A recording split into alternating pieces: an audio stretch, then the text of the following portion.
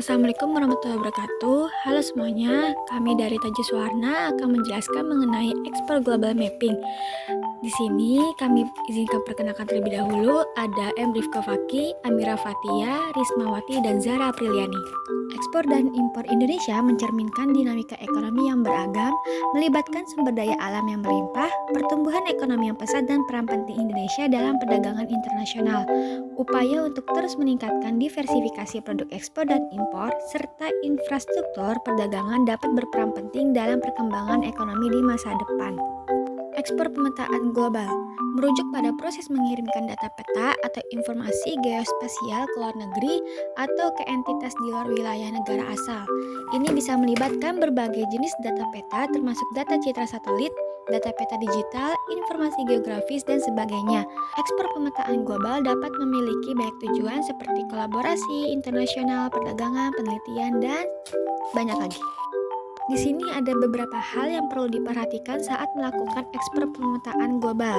Yang pertama ada hukum dan regulasi, di mana setiap negara memiliki hukum dan regulasi yang berkaitan dengan ekspor data geospasial.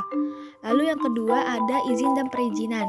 Dalam beberapa kasus mungkin perlu mendapatkan izin atau perizinan dari pihak berwenang sebelum melakukan ekspor pemetaan global, yang dimana dari pemerintah atau lembaga pengatur terkait. Ketiga, perlindungan hak kekayaan intelektual, yang dimana memiliki hak atau izin diperlukan untuk mengirimkan data peta yang mungkin melibatkan hak kekayaan intelektual seperti hak cipta atau paten. Lalu yang keempat, privasi dan keamanan data, di mana selalu perhatikan privasi dan keamanan data ketika melakukan ekspor pemetaan. Pastikan data yang dikirimkan itu tidak mengungkapkan informasi pribadi atau rahasia. Lalu selanjutnya ada beberapa komponen analisis pasar internasional yang relevan. Pertama, pemahaman pasar dan tren, yang dimana ada 3 yaitu ukuran pasar, yang dimana untuk produk dan layanan, termasuk estimasi permintaan saat ini. Lalu kedua, tren pasar yang relevan seperti perubahan dalam perilaku konsumen, perubahan teknologi atau tren sosial. Ketiga, crescendo pasar, yang dimana pertimbangkan laju pertumbuhan pasar dan prospek masa depan yang membantu menilai apakah pasar tersebut layak untuk dijelajahi. Lalu yang kedua ada analisis pesaing. Analisis pesaing ini ada 3.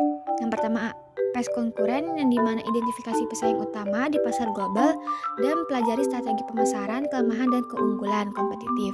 Kedua, pemahaman segmen pesaing, yang dimana membagi pasar dan segmen mana yang berhasil mereka targetkan. Lalu ada analisis gap, yang dimana temukan kekosongan dalam penawaran pesaing yang bisa dimanfaatkan. Lalu selanjutnya ada segmentasi pasar, yang dimana ada 2, identifikasi segmen pasar yang relevan sesuai dengan produk atau layanan berdasarkan demografi, perilaku, dan karakteristik geografis. Lalu yang kedua, kebutuhan konsumen, di mana setiap segmen membutuhkan dan mencari dalam produk atau layanan. Lalu selanjutnya yang keempat ada inovasi produk atau layanan, yang dimana terdiri dari pengembangan produk, yaitu identifikasi cara untuk menghadirkan produk atau layanan lebih baik atau berbeda dari pesaing untuk memenuhi kebutuhan konsumen. Lalu yang kedua, penyesuaian lokal, yaitu sesuaikan produk atau layanan Anda dengan budaya dan preferensi lokal. Terus yang terakhir itu ada strategi pemasaran, yang dimana terdiri dari penyesuaian harga, promosi dan perikanan, dan juga distribusi. Di mana pada penyesuaian harga ini tentukan strategi harga yang sesuai dengan pasar global. Lalu promosi dan perikanan, yang dimana menggunakan media dan metode promosi yang efektif dalam pasar target, termasuk perikanan digital, iklan sosial, dan kampanye pemasaran sesuai dengan budaya lokal. Lalu yang terakhir ada distribusi, yang dimana pilih jalur distribusi yang paling efisien dan efektif untuk mengantarkan produk atau layanan ke konsumen.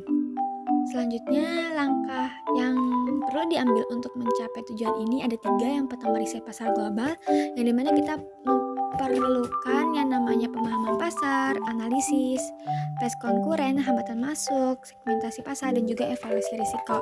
Lalu yang kedua, identifikasi peluang, yang dimana kita perlu yang ada namanya inovasi, kerjasama, dan juga identifikasi kebutuhan dan kesenjangan pasar.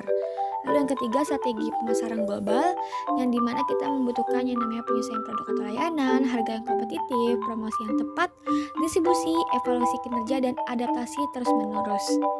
Nah, ketika sudah melakukan riset pasar global, mengidentifikasi peluang, dan mengembangkan strategi pemasaran global yang sesuai, penting untuk merencanakan dengan baik pelaksanaan strategi tersebut dan mengukur kinerjanya secara terus-menerus. Sekian dari kelompok kami, kurang lebihnya mohon maaf. Wassalamualaikum warahmatullahi wabarakatuh.